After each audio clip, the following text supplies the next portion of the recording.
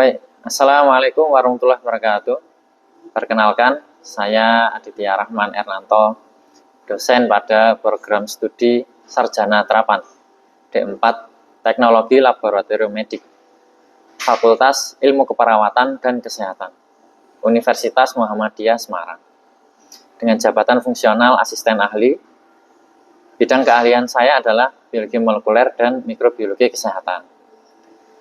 Baik, pada video pembelajaran ini merupakan salah satu untuk unjuk kerja pengajaran saya dalam rangka memenuhi persyaratan sertifikasi dosen tahun 2025. Pada kesempatan kali ini, saya akan menjelaskan salah satu mata kuliah yang saya ampu, yaitu Biologi Molekuler 4, dengan bobot SKS, 2 SKS, 1 SKS teori, dan 1 SKS praktikum laboratorium. Mata kuliah ini diberikan pada mahasiswa semester 5.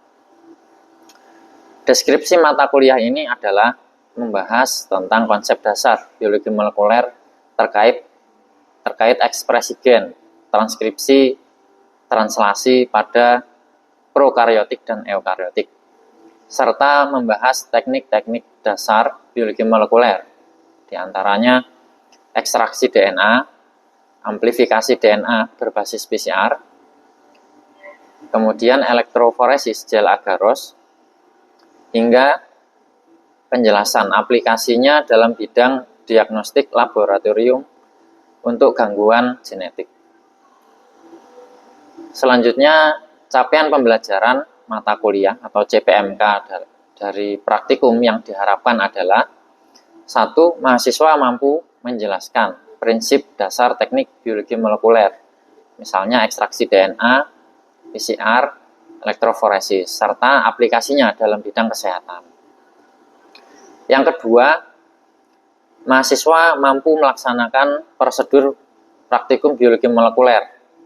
Nah, seperti tadi, diantaranya ada ekstraksi DNA, PCR, dan elektroforesis dengan benar dan sesuai SOP. Yang ketiga, mahasiswa mampu menganalisis dan menginterpretasikan, memaknai hasil praktikum biologi molekuler 4 dengan benar. Baik, selanjutnya pada video pembelajaran ini, topik yang dibahas yaitu materi terkait review praktikum prinsip dasar PCR dan aplikasinya dalam diagnosis molekuler. Topik ini berada pada pertemuan ke-15 dalam RPS. Bertujuan agar mahasiswa dapat menjelaskan PCR, prinsip PCR, tahap kerjanya, serta contoh aplikasinya dalam deteksi patogen dan diagnostik molekuler. Topik ini diberikan setelah mahasiswa melaksanakan praktikum PCR di laboratorium. Metode pembelajaran yang saya gunakan adalah metode tatap muka langsung, real classroom atau micro teaching, dengan kombinasi ceramah interaktif di kelas dengan menggunakan media PowerPoint sebagai penguatan konsep setelah praktikum topik PCR. Baik, mungkin demikian penjelasan singkat dari saya sebagai pendahuluan video pembelajaran saya. Terima kasih Bapak Ibu reviewer atas kesempatan dan penilaiannya. Wassalamualaikum warahmatullahi wabarakatuh.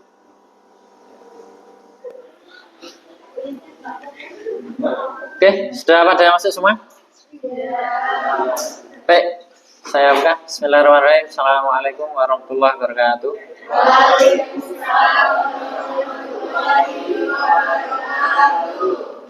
Baik, sebelum kita mulai, kita berdoa dulu menurut agama dan kepercayaan masing-masing. Doa dipersilakan.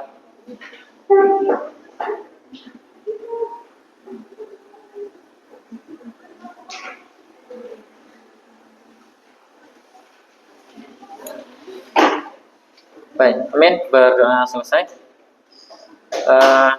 Alhamdulillahirabbil alamin. Bersyukur kehadirat Allah Subhanahu wa taala yang memberikan kita banyak nikmat Nah, nikmat kesehatan, nikmat kesempatan, sehingga pada siang hari ini kita bisa kuliah bersama di lab biologi molekuler. Hari ini kita melanjutkan topik terkait dengan praktikum PCR, gitu ya. Saya akan menjelaskan teori terkait dengan PCR, gitu ya. Sebelumnya kalian sudah praktikum PCR ya kemarin ya. Hasilnya juga sudah keluar, benar ya? Ya, sebelumnya kan juga ini awalnya dari ekstraksi DNA. Urutannya apa urutannya? Masih ingat nggak? Pertama ekstraksi DNA. Terus setelah ekstraksi DNA dibaca ya konsentrasi dan kemurniannya. Setelah itu apa? PCR. Setelah PCR elektroforesis, gitu ya. Untuk dibaca hasil amplikonnya, gitu ya, atau hasil fragmen DNA, hasil amplifikasinya, gitu ya. Oke, hari ini teorinya atau penjelasannya lebih banyak. Kita secara teori kita bahas hari ini, gitu ya. Oke, tujuan praktikumnya yang pertama memahami prinsip PCR. Prinsip-prinsip PCR itu apa sih prinsipnya, gitu ya. Yang kedua memahami komponen-komponen PCR yang digunakan apa saja, gitu ya, komponen di PCR itu, dan fungsinya juga apa. Yang ketiga memahami prosedur PCR, caranya, urutannya ya, melakukan PCR itu seperti apa. Yang keempat memahami interpretasi hasil PCR, cara membaca hasilnya seperti apa. Kalau hasilnya begini seperti apa, kalau begitu seperti apa, ya. Nah, dan juga nanti ada troubleshoot-nya. Kira-kira kalau hasilnya gagal atau hasilnya seperti ini tuh kekurangannya atau kegagalannya itu ada di mana, gitu ya. Oke, kita bahas dari prinsipnya dulu. Jadi polymerase chain reaction itu definisinya adalah reaksi replikasi atau amplifikasi DNA secara in vitro, gitu ya. Apa itu amplifikasi DNA? Jadi amplifikasi DNA itu memperbanyak DNA, gitu ya, sesuai dengan targetnya. Jadi yang diperbanyak sesuai targetnya. Bukan semua DNA diperbanyak, bukan, tapi ada targetnya, gitu ya.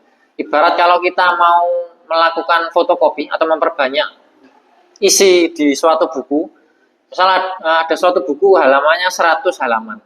Nah, PCR itu hanya halaman tertentu saja. Misal halaman 30 sampai 35. Nah, cuman halaman 30 sampai 35 itu aja yang dikopi, yang diperbanyak. Gitu. Untuk apa Pak diperbanyak? Ketika sudah diperbanyak itu bisa dianalisis lebih lanjut. Gitu ya. Karena pemeriksaan lebih lanjut itu butuh kuantitas atau butuh jumlah DNA yang agak banyak, yang lebih banyak, gitu ya. Kalau cuma DNA-nya sedikit ya nggak bisa dianalisis nanti, gitu ya. Kemudian itu definisinya. Prinsip PCR adalah mengamplifikasi atau memperbanyak DNA yang diinginkan atau DNA targetnya dan meminimalkan amplifikasi DNA yang tidak diinginkan. Jadi PCR itu dua hal. Memperbanyak DNA targetnya dan yang kedua meminimalkan yang bukan targetnya. Nah, jadi PCR itu tidak hanya kita amplifikasi DNA targetnya dapat tapi unspesifiknya atau yang bukan target muncul juga. Nah, itu nggak boleh. Nah, jadi PCR itu dua hal. Oke, berikutnya ini beberapa tipe variasi ya. Tipe variasi PCR. Sebenarnya PCR itu ada secara metode ya. Kalau tadi kan alat-alatnya ya. Ini secara metode ada beberapa variasi metode, banyak metode yang bisa digunakan sesuai tujuannya. Jadi tujuannya beda-beda PCR itu. Misal untuk genotyping, untuk ngecek mutasi, variasi genetik point mutation atau single nucleotide polymorphism, SNP lah, SNP gitu ya. Itu bisa pakai yang ini, ARMS PCR. Nah, itu bisa ngecek perbedaan polimorfisme. Contohnya gimana Pak? Kok saya bingung? Coba saya tuliskan ya. Seseorang punya urutan DNA seperti ini.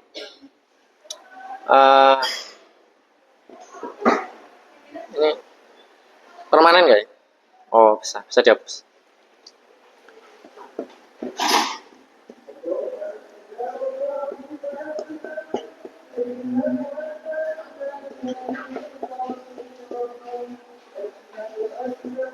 Nah, misal ada urutan seperti ini, urutan DNA seperti ini.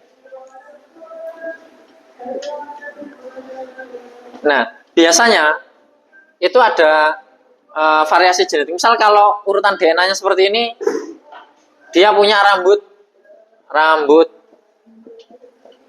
lurus, misal lurus gitu ya. Nah, misal variasi genetiknya di sini. Ini bisa jadi T, C gitu ya. Yang ini sama, yang lainnya sama. Ini misal tak tulis lagi ya. Ini sama. Bedanya ada di sini.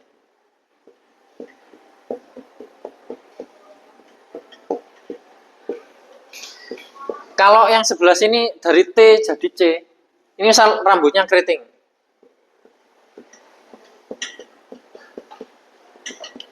Keriting. Nah, ini SNP namanya. Nukleotida tunggal, variasi nukleotida tunggal yang bisa menyebabkan perbedaan sifat. Ini masih warna rambut. Gimana kalau diganti?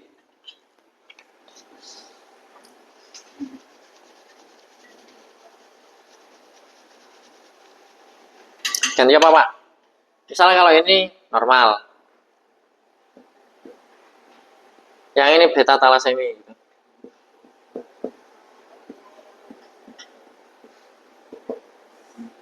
Ini untuk deteksi penyakit bisa. Gitu. Nah, berikut ini saya tunjukkan contoh master mix. Ini yang kalian pakai ya untuk PCR. Semoga terlihat. Nah, powerful 2 kali PCR mix gitu ya. Nah, ini ada keterangannya ya. Recommended reaction. Kalian mau bikin reaksinya volume totalnya berapa? Mau bikin 25 mikrolit atau 50 mikrolit? Nah, misalnya yang kalian praktikum kemarin pakai yang mana? Ini ya? Pakai yang 50. Berarti powerful-nya ini atau master mix-nya ini 25, benar ya? Terus kemudian primer forward-nya 1 mikrolit, reverse-nya 1 mikrolit. DNA template ini mengikuti keterangan ini. Misalnya ini ada keterangan kurang dari 300 nanogram. Berarti yang ditambahkan tidak boleh lebih dari itu. Kurang nggak apa-apa. Ya. Gimana Pak? Misal gini. Kalian ngukur pakai spektro kan misal dapat hasilnya 30 nanogram per mikrolit. Berarti 1 mikrolitnya isinya berapa DNA-nya? 30 nanogram per mikrolit. 1 mikrolitnya isinya berapa DNA-nya? Hah? Berapa? 30. Gak usah bingung. 30 isinya. Benar ya? 30 nanogram per mikrolit. Berarti tiap 1 mikrolitnya isinya 30 nanogram, gitu ya. Ini butuhnya 300. Berarti kalau kalian tambahkan 1 mikrolit boleh nggak? Boleh. Ditambah 2 mikrolit boleh nggak? Boleh. Ditambah 10? Jangan. Beresiko gagal PCR-nya. Jadi prinsip penambahannya seperti itu. Gitu ya. Maksimal segini. Ada macam-macam. Ada yang maksimal 200. Ada yang maksimal 300. Nah, penambahannya ini menyesuaikan konsentrasi DNA yang kalian dapatkan dari hasil spektrum. Nah, kemudian nucleus free water ini ya tinggal sisanya ya. Maksudnya mau dibuat di add sampai berapa? Di add sampai 25 atau sampai 50 gitu ya. Gitu. Kemudian kita ke sini. Settingannya ya, settingan PCR. Nah, wajibnya kan 3 ya, denaturasi, annealing, ekstensi. Biasanya ada tahap-tahap sunnah ya, atau tambahannya. Pre-denaturasi, post-ekstensi, atau final ekstensi. Biasanya ada ini. Fungsinya untuk apa Pak ini Pak? Pre-denaturasi ini fungsinya untuk mengaktifkan DNA polimerase. Loh, kok mengaktifkan Pak? Gimana mekanisme mengaktifkannya? Nah, mekanisme mengaktifkannya seperti ini. Jadi DNA polimerase yang dimiliki oleh ini, regen ini, kit ini, itu biasanya sisi aktifnya itu di blocking pakai suatu antibody, disumbat. Nah, jadi kayak misalnya DNA polimerase nih, ini sisi aktifnya, itu disumbat seperti ini. Supaya apa? Supaya nggak bereaksi, supaya dia tidak bereaksi spontan. Ketika kalian nyampur-nyampur, itu supaya nggak bereaksi itu maksudnya. Nah kan kalian nyampur-nyampur kan butuh waktu ya. Ada yang cepat, ada yang mungkin 10 menit, ada yang 20 menit gitu. Nah, itu supaya nggak bereaksi dulu. Nah, maka disumbat. Ketika dipanaskan dengan suhu ini 95 ini, 98, lepas. Maka ini bisa aktif, bisa bekerja. Gitu. Nah, itu maksudnya fungsinya ini, predenaturasi. Supaya DNA polimerasenya itu melepas blocking agentnya. Supaya sisi aktifnya itu aktif, bisa bereaksi. Ya. Kalau yang ini Pak, post extension. Post extension ini untuk mengoptimalkan reaksi. Barangkali ada regen-regen yang belum bereaksi, ya, supaya bereaksi. Ini suhunya sama dengan ekstensi, cuman waktunya lebih lama. Gitu. Waktunya 5 menit, misal seperti itu. Nah, jadi bedanya itu. Yang biasanya yang perlu diperhatikan itu annealing ini. Annealing ini perlu di trial ya. Karena tiap primer, tiap target primer itu beda-beda suhunya, nggak selalu sama. Nah, maka sebelum penelitian menggunakan PCR, biasanya itu optimasi dulu untuk menentukan suhu primer yang optimal. Kemudian hold ini, ya ini penyimpanan ya. Barangkali ketika PCR itu mungkin 2 jam atau 1,5 jam, kalian tinggal ya, tinggal kemana, itu supaya suhunya stabil, tetap di, biasanya pakai 4 ya ini, supaya dingin ya.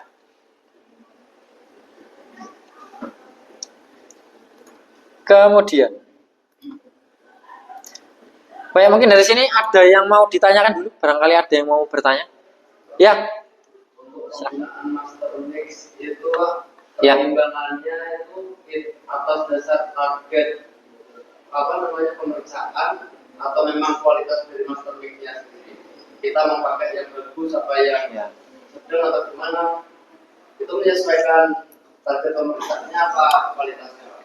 Oke, terima kasih pertanyaan yang bagus pertanyaannya. Ya, namanya siapa Mas? Bagus. Mas Bagas. Bagas ini gini, selepannya tebu itu. Bagas. Bener ya? Ya, pertanyaannya bagus Mas Bagas. Jadi, Pak, kriteria pemilihan kita menggunakan master mix itu seperti apa? Benar tadi. Satu yang dipilih, jadi master mix itu salah satu yang membuat berbeda itu enzim polimerasenya. Enzim polimerase itu beda-beda tipenya. Ada yang biasa, ada yang high fidelity, ada yang long read polimerase. Jadi misal gini, kalian mau melakukan PCR, tapi target sekuen kalian misal agak panjang nih, misal 3000 base pair atau 4000 base pair. Nah, itu pakai yang tipe long read. Jadi hasil PCR-nya bisa panjang, 4000 base pair itu bisa. Kalau yang biasa-biasa ini mentok cuman 2000 base pair itu sudah nggak kuat. Sudah mentok, maksimal 1800 atau 2000 base pair biasanya sudah nggak bisa diperpanjang lagi. Nah, tapi kalau yang pakai yang long read DNA polimerase itu bisa bacanya lebih panjang. Itu satu. Kemudian yang kedua ada yang tipe high fidelity. High fidelity itu penempelannya kuat. Nempel di DNA-nya kuat, mengenali targetnya kuat. Nah, jadi untuk beberapa sampel yang gampang rusak atau sampelnya sedikit, kalau pakai yang high fidelity itu rasio keberhasilan PCR-nya lebih tinggi. Nah, gitu ceritanya. Sedikit saya tanya.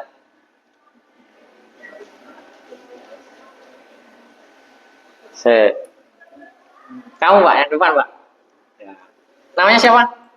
Ya. Naila. Nei, panggilannya. Benar. Apa La? Apa Laila? Nei. Naila. Nah.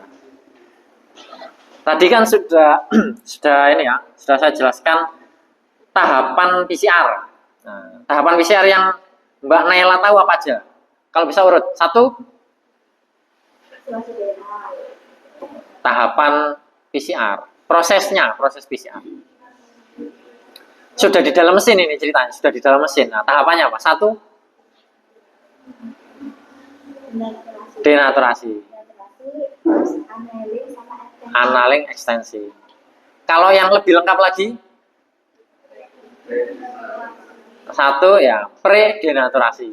Nah, kedua denaturasi, annealing, ekstensi, baru yang kelima final ekstensi atau post ekstensi gitu ya. Gitu. Nah, itu diingat-ingat. Oke, saya lanjutkan. Tenang. Nah, ini prosedur PCR.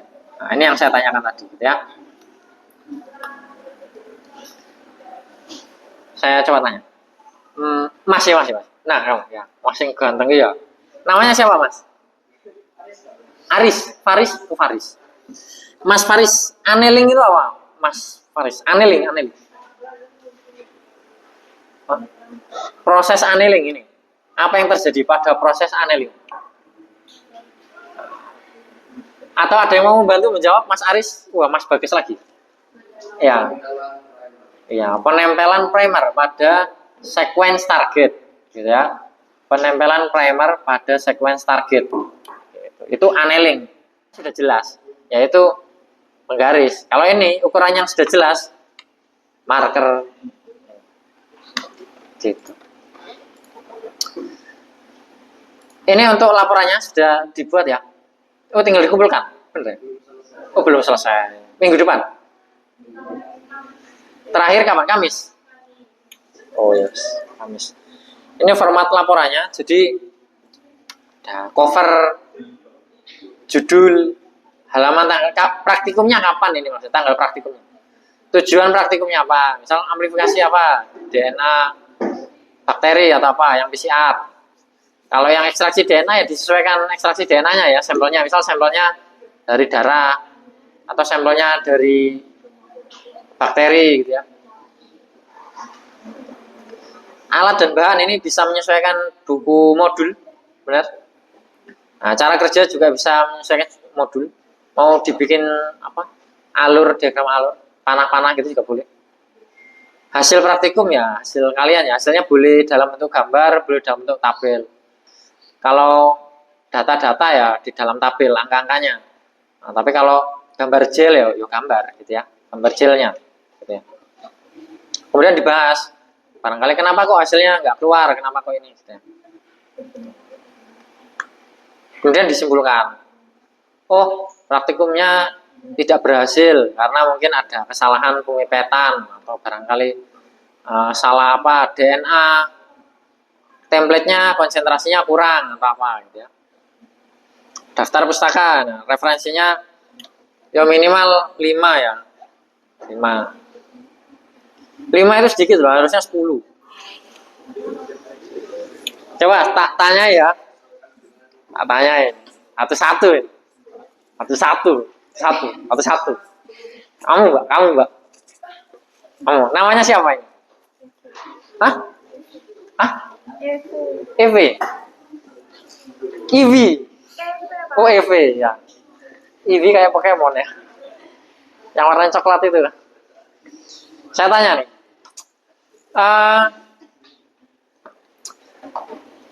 DNA. Isolat DNA yang konsentrasinya atau yang kemurniannya bagus itu range-nya berapa? Yang kemurniannya bagus. Mbak Evi. Ada tuh, diajari ya. Range kemurnian DNA berapa sampai berapa? Iya, mau tahu. Ya tahu kamu. Ada yang mau menjawab? Jangan Mas Bagas lagi. Dia sudah terlalu OP. Kamu Mbak? Tahu? Oh iya, benar. Siapa namanya Mbak? Sanusi. Oh, Susan. Pak Susan. Benar, 1,8 sampai 2 ya. Kemurnian DNA yang bagus. Artinya DNA-nya murni. Terbebas dari kontaminan protein. Kamu Mbak yang lila-lilik saya. Biar kayak Hotman saya. Hotman Paris. Enggak ada cincinnya. Namanya siapa? Devi. Apa ya?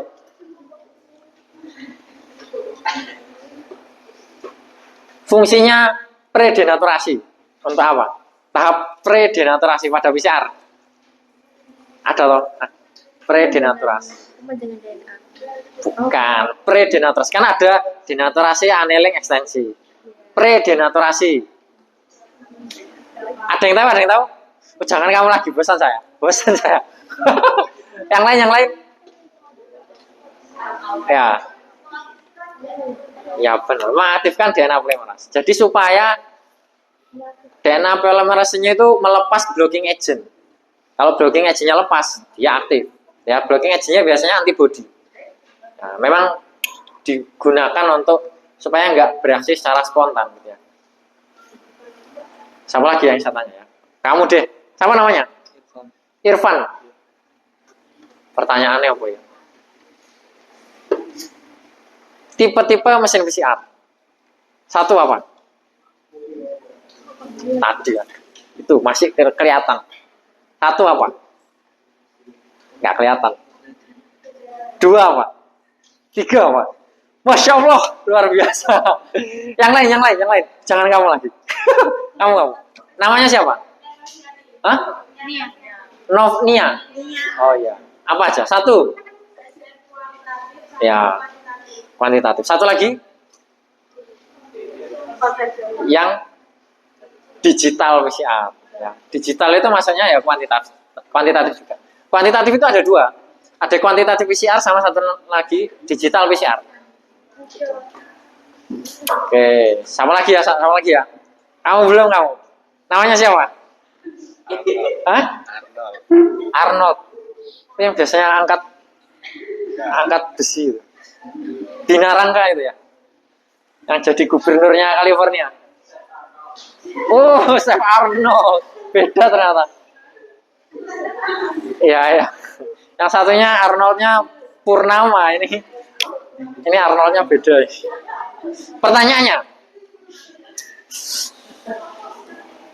Susah ini, susah. Misal gini, batas penambahan DNA template-nya itu konsentrasinya 200 nanogram. Saya punya 60 nanogram. Berapa mili yang maksimal bisa dimasukkan ke situ? Batasnya 200, saya punya 60. Yang bisa dimasukkan ke situ berapa mili? Maksimalnya berapa mili? Hah? 20 sama. Ada yang tahu? Ada yang tahu? Wait. Berapa mili? Iya, apa? 3. Kalau 1 mili kan 60 toh. Kalau 3 berapa? 180 kan batasnya 200. Maksimal 3. Oh iya. Wes, gitu aja. Mungkin cukup untuk pertemuan hari ini. Jangan lupa laporannya dibereskan. Terima kasih perhatiannya. Ada yang mau ditanyakan atau ada yang mau berdiskusi? Tidak ada? Ya, terima kasih. Saya tutup. Assalamualaikum warahmatullahi wabarakatuh.